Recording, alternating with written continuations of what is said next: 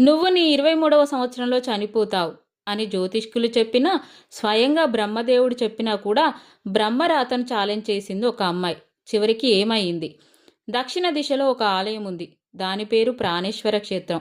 ప్రతి మనిషి జన్మించినప్పుడు ఆ ఆలయం అంతరాలయంలోని రాతి చక్రం మీద బ్రహ్మరేఖ రాయబడుతుంది. దానినే బ్రహ్మరథ చక్రం అంటారు. ఒకసారి ఆ రేఖ పూర్తిగా తిరిగితే ఎవరి రాత మీద అయితే తిరిగిందో ఆ మనిషి జీవితం ముగుస్తుంది. అది ఎవరికీ కనిపించదు. రేఖ తిరిగే గాలి విన్నవారు మాత్రమే వాళ్ళ మరణం ఎప్పుడో తెలుసుకుంటారు. వరంగల్లోని ఒక గ్రామంలో ఇద్దరు దంపతులు ఉన్నారు. వారు చాలా కాలం నుండి సంతానం కోసం ఎదురుచూస్తున్నారు.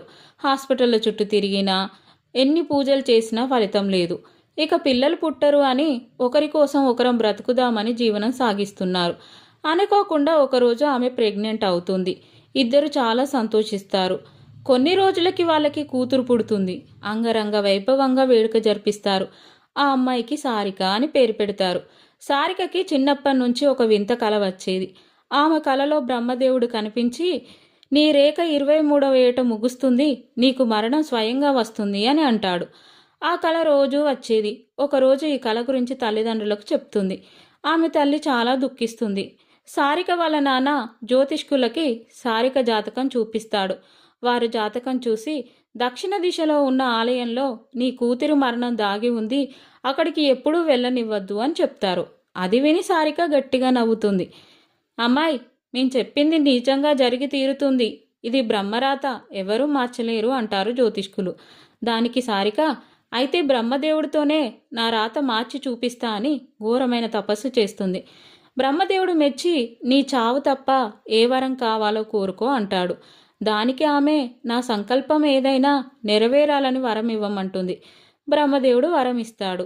సారిక బ్రహ్మదేవుణ్ణి, నా చావు ఎప్పుడో నిర్ణయించుకోవాల్సింది నేను, నువ్వెలా నిర్ణయిస్తావు అని అడుగుతుంది. నేను అందరిలాగానే నీరాత రాశాను, దాన్ని ఎవరూ మార్చలేరు అంటాడు బ్రహ్మదేవుడు. దానికి సారిక, నీ రాతను నేను మార్చి చూపిస్తా అని సవాల్ చేస్తుంది. బ్రహ్మదేవుడు నవ్వి, అది సాధ్యం కాంది, 23వ ఏట నీవు భూమిని విడుస్తావు అని చెప్పి మాయమైపోతాడు. తర్వాత సారిక బాగా చదువుకుంటుంది. ఎప్పుడూ అందరికీ సహాయం చేస్తూ ఉండేది. సారిక గొప్పతనాన్ని పొగడని వారంటూ ఉండరు. చాలా పుణ్యకార్యాలు చేస్తుంది. ధర్మ మార్గంలో ఉంటూ దానాలు చేస్తూ అందరికీ సహాయం చేసేది. తనకి 22వ ఏట చావుకి మార్గం వెతకడం మొదలుపెట్టింది. ఎన్నో వేదాలు, పుస్తకాలు చదివి ఎందరో సాధువులను కలిసింది. తన చావు ఎక్కడైతే లిఖించబడిందో అక్కడే మరణానికి సమాధానం దొరుకుతుందని తెలుసుకుంది.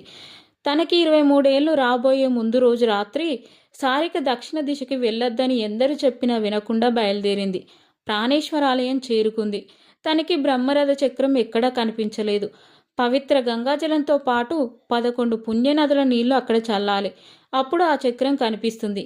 కానీ ఇలా చల్లే వ్యక్తి సత్యం మాట్లాడి ధర్మ మార్గంలో వెళ్ళే నిర్మలమైన మనసు కలిగి ఉండాలి. అలా అయితేనే ఆ చక్రం కనిపిస్తుంది. లేదంటే ఆ మనిషి నీళ్లు చల్లగానే కాళ్ళు చేతులు పడిపోయి మంచాన పడిపోతారు. బ్రహ్మరథ చక్రం కనిపించినా ఆ రథం తిప్పకూడదు. అది దేవలోక శాపం. అలా తిప్పిన మనిషి మాయమై ఇక ఎప్పటికీ కనిపించడు. కానీ ఆ చక్రం తిప్పితేనే సారిక రాత రాసుకోగలదు. రాత్రి 12 అవుతుంది.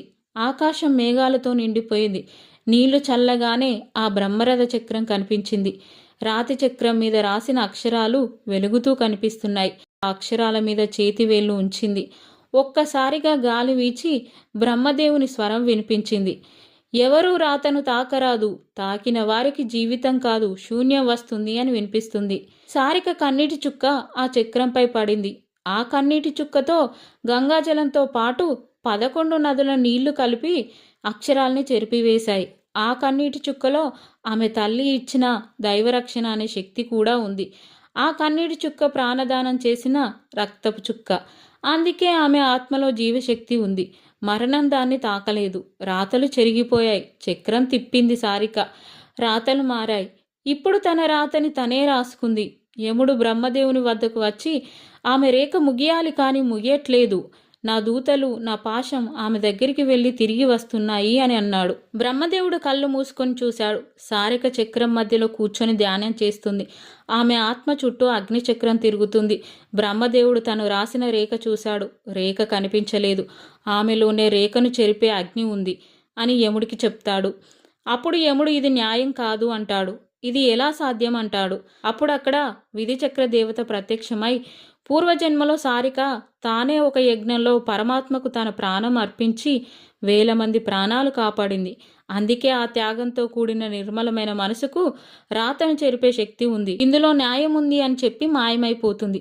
సారిక కళ్ళు తెరిచింది. చుట్టూ కాంతి, గాలి, ఆత్మల ధ్వనులు వినిపిస్తున్నాయి. బ్రహ్మదేవుడు ప్రత్యక్షమయ్యాడు.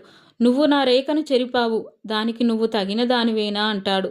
దానికి సారిక, మీరు రాసింది మానవుల విధి, కానీ నేను రాసినది మానవుల ధైర్యం. విధి భయంతో వ్రాయబడుతుంది, కానీ ధైర్యం ప్రేమతో రాయబడుతుంది. స్వచ్ఛమైన ప్రేమ దేన్నైనా జయించగలదు అంటుంది. బ్రహ్మదేవుడు మెచ్చి, నువ్వు రాసుకున్నట్టే నీ జీవితం ఉంటుంది. అంతేకాకుండా నీకు ఎవరైతే స్వచ్ఛమైన హృదయం కలిగి ఉండి న్యాయం, ధర్మం, సత్య మార్గంలో ఉంటూ ఇతరుల మంచి కోరుతారో వారి హృదయం నీకు తెలుస్తుంది. అలాంటి వారు రాతను మార్చుకోవాలని కోరుకుంటే నీ ద్వారా వాళ్ళు ఆ రథచక్రంలో వాళ్ళ రాతని మార్చుకోగలరు అని వరమిస్తాడు. ఆ రేఖ కాంతిగా మారి సారిక హృదయంలోకి చేరింది. ఆ క్షణం నుండి ఆమెను మరణం చేరే ప్రతిసారి తిరిగి వెళ్ళిపోయింది. గ్రామం మొత్తం ఆమె ధైర్యాన్ని చూసి ఆశ్చర్యపోయింది. ఎవరైనా భయపడితే ఆమె చెప్పేది, విధి అనేది రాయడం కాదు, రాసిన దాన్ని మార్చే శక్తి మనలోనే ఉంటుంది. తోటి వారిని గౌరవించి ధర్మసత్య మార్గంలో వెళితే విధిని మార్చచ్చు అని చెప్తుంది. గ్రామం వారందరూ సారికలో శక్తి ఉందని నమ్మారు. ఎవరైనా ఏదైనా వ్యాధితో బాధపడుతుంటే ఆమె తాకితే నయమయ్యేది. ఆమెను జీవదాత సారిక అని పిలిచారు. తన హృదయం చూపించిన వారిని బ్రహ్మరథ చక్రం దగ్గరికి తీసుకెళ్లి రాత మార్చుకునేలా చేసింది. చివరికి సారిక తను రాసుకున్నట్టుగానే తన జీవితం సాగించింది. ప్రతి శతాబ్దానికి ఒకసారి ఇప్పటికీ ఆమె ఆ ఆలయంలో బ్రహ్మరథ చక్రం దగ్గర కనిపిస్తుందని, ఆ రోజున ఒకరు వాళ్ళ రాత మార్చుకుంటారని గ్రామస్తులు నమ్ముతున్నారు. చివరగా బ్రహ్మదేవుడు రాసిన రేఖ మరణానికి దారి, కానీ సారిక రాసిన రేఖ ప్రాణానికి ప్రతిజ్ఞ. దేవుడు రాసిన విధిని ప్రేమ, త్యాగం, ధర్మం, ధైర్యం చెరిపేస్తాయి. అలాగే మనం కూడా మన జీవితంలో అందరినీ గౌరవిస్తూ ప్రేమతో ఉంటూ సత్య, ధర్మ, న్యాయ మార్గాలను అనుసరిస్తే మనం మన రాతను కొంతైనా మార్చుకోవచ్చు. నీ రాత నీ చేతుల్లో కాదు, చేతల్లో ఉంటుంది. మిత్రులారా, మార్చి రాసుకోండి మీ చేతులతో మీ రాతని. ఈ కథ మీకు నచ్చినట్లయితే వీడియోని లైక్ చేయండి. ఇలాంటి మరిన్ని వీడియోస్ కోసం మా ఛానల్ని సబ్స్క్రైబ్ చేసుకోండి. వీడియోని మీ ఫ్రెండ్స్కి షేర్ చేయండి. పక్కన గంట సింబల్ వస్తుంది, నొక్కండి. నోటిఫికేషన్ ఆల్ సెట్ చేసుకోండి.